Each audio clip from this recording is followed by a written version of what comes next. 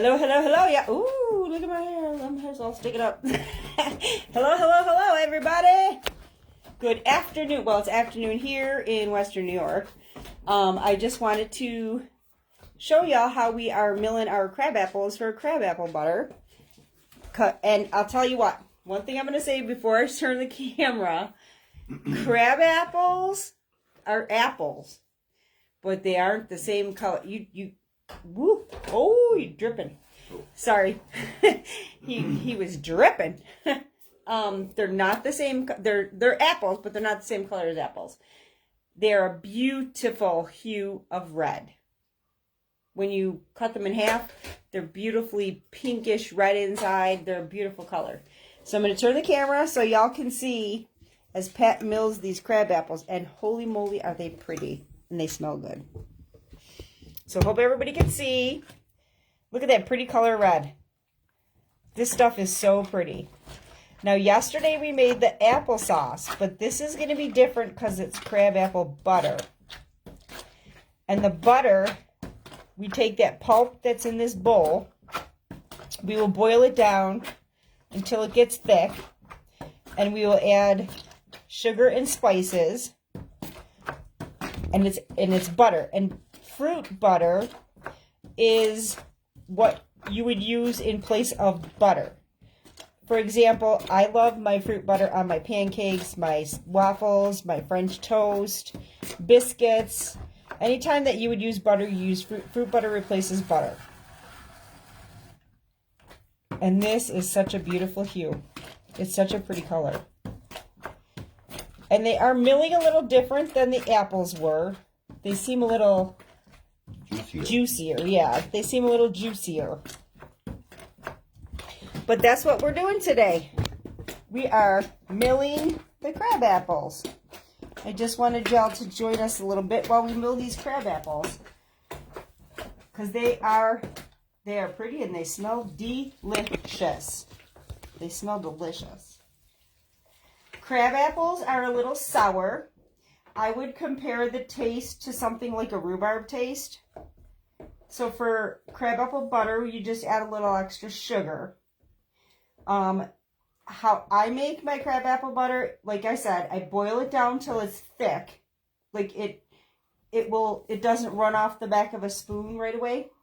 That's how you know it's thick enough. And there's no exact scientific whatever. You boil it down till it's thick, and then for every 8 cups of puree, I add 2 to 2.5 cups of sugar, depending on how sweet you prefer. I usually add about 2.5 cups of sugar. And then I don't measure spices very well because I like when I'm adding spices, I like spices. I add about a teaspoon and a half to 2 teaspoons of cinnamon, about a teaspoon of nutmeg, teaspoon of allspice, teaspoon of cloves. Let me see, I mentioned cinnamon, allspice, cloves, and nutmeg. Those are the spices that we add to this. It's kind of a fall smell and a fall taste. It's really cool. And here's Pat. While he's away from, I'll show you this pulp, how beautiful this pulp is. I hope y'all can see it. It's a beautiful color. It's a beautiful color. Just wanted to share a few minutes with y'all and show you what we're doing in the homestead today. Now, yesterday it went quick because we milled the apples. I canned them up. I got a dozen jars, so that the dozen pints, so that was cool. That's good for us for the winter. This will be a little different because we have to boil it down. So it's going to take a little bit more time. But we'll boil this down. And actually, I don't even think, because it looks like it's coming out nice and thick. So we'll boil this down. Once it gets to that thickness where, like, you dip the spoon in and it's not running off the spoon, you're there. Then you add the sugar and you boil it a little longer because the sugar will kind of make it feel thin again. Boil it a little longer with the sugar. When you add the sugar, watch it extremely closely because it can scorch super easy. Super easy. So you add your sugar, boil it a little longer so it gets thicker. That sugar will help that pectin activate. Boil it a little longer and you're actually simmering it, because if you rolling boil it, you're going to scorch it. Once you add your sugar, you let it boil a little longer until it seems a little thick again. And then you add your spices and you boil it. You don't have to boil it as long with the spices, maybe 20 minutes. And that's when you can it up. And for canning, I usually use pints. If you use half pints, which are jelly jars, you water bath can for 10 minutes. If you use pints, I use pints, you water bath can for 15 minutes. And if you use quarts, which I don't know why you would use a quart, but if you use a quart, you water bath can it for 20, because it does have all the things you need, not to worry about water. You just water bath can it. I'm going to turn the camera again in case anybody is just coming on.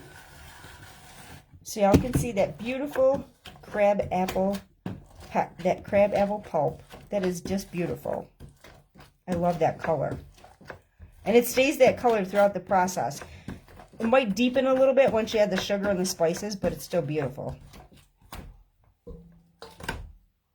One pan done. So. One pan done. And we also have juice left in there, so we will be making apple jelly and crab apple jelly. And to be honest with you, they're both made the same way. You just follow the apple jelly recipe in your ball canning book. So that's it for right now, y'all. We'll see how the process goes as the day goes, and we'll see how it goes. We'll see how it goes, how the process goes, because we had a small pan and a large pan going, so we got a lot of crab apples. But our crab apple tree only produces every probably 3 years, so we try to snag it when we can. So we're trying to get as much done as we can.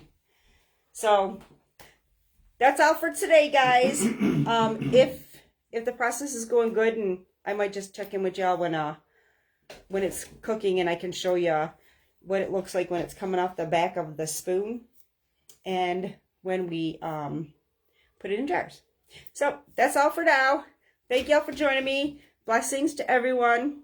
Thanks for being here, and thanks for your love and support. I truly, truly appreciate you, and I'm very grateful. Have a blessed day.